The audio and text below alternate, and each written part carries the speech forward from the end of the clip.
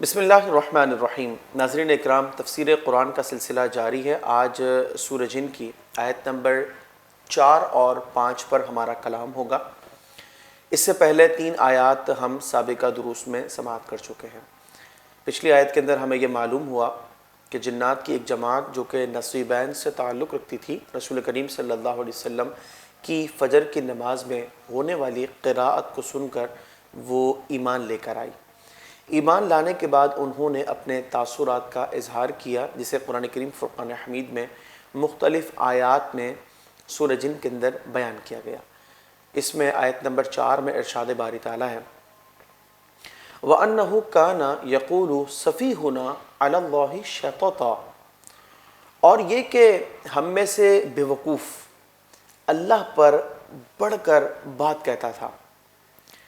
اس آیت کریمہ کے اندر جنات کے تاثرات کا اظہار کچھ یوں ہے کہ اسلام لانے کے بعد وہ یہ بتا رہے ہیں کہ ہم میں سے بیوقوف یعنی وہ لوگ جو ہمارے درمیان ذی علم کہلاتے تھے، یہ چونکہ عیسائی تھے، عیسائیوں کے اندر جو پادری ہوا کرتے ہیں، جو ان کے فادر ہوا کرتے ہیں، وہ ذی علم کہلاتے ہیں، تو ان کا کہنا یہ تھا کہ یہ لوگ ہمیں مس گائیڈ کرتے تھے اور من گھڑت عقائد اور نظریات اللہ تعالیٰ کی جانب منسوب کیا کرتے تھے۔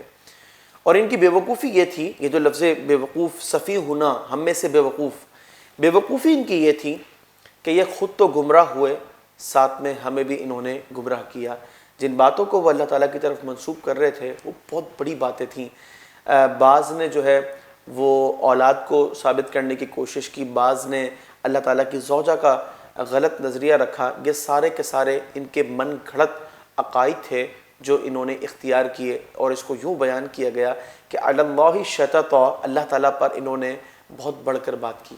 ناظرین، آج بھی یہ سلسلہ موجود ہے اس طریقے سے کہ جو جس مذہب کو فالو کرتا ہے وہ اپنے بڑوں کی تعلیمات کو پیش نظر رکھتا ہے۔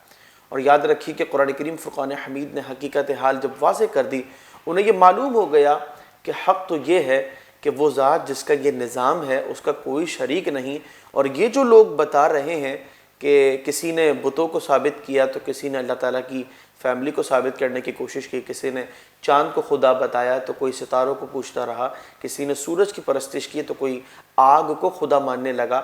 الغرض یہ جتنے بھی لوگ ہیں یہ گمراہیت پر ہیں۔ تو ان جنات نے اس بات کا اظہار کیا کہ ہم میں سے جو بیوقوف لوگ تھے انہوں نے ہمیں مس گائیڈ کیا۔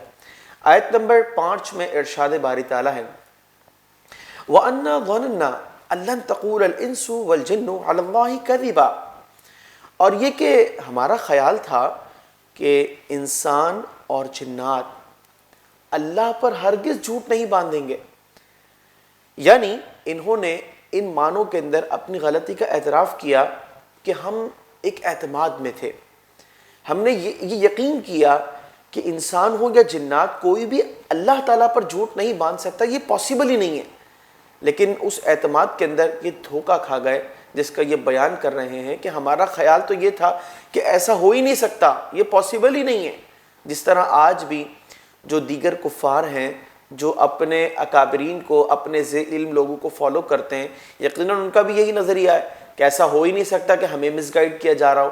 لیکن وہ کتاب جو اپنی مثال آپ ہے، جس کی کائنات میں کوئی مثال نہیں، جو ایسی کتاب ہے کہ ساری کائنات، سارے لوگ مل کر کے بھی کسی ایک آیت کے مثل لانے پر قادر نہیں، ایسی عاجز کر دینے والی کتاب نے یہ ظاہر کر دیا کہ فقط ایک خدا ہے، اور حقیقت یہی ہے۔ اب جو لوگ بھی اعتماد کے اندر گمراہیت میں مبتلا ہیں، قصور ان کا اپنا ہے، غلطی پر وہ خود ہے۔ وجہ یہ کہ اتنا بھی غور و تفکر نہ کر سکے کہ جو نظام بتسلسل چل رہا ہے، ایک ذات ہے جو اسے چلا رہی ہے، جس کا کوئی شریک نہیں ہے۔ جنات نے بہرکیف اپنی غلطی کا ان معنوں کے اندر اعتراف کیا۔ Al-Qalam Islamic centre under the supervision of مفتی منیب الرحمان زیدہ مجدود۔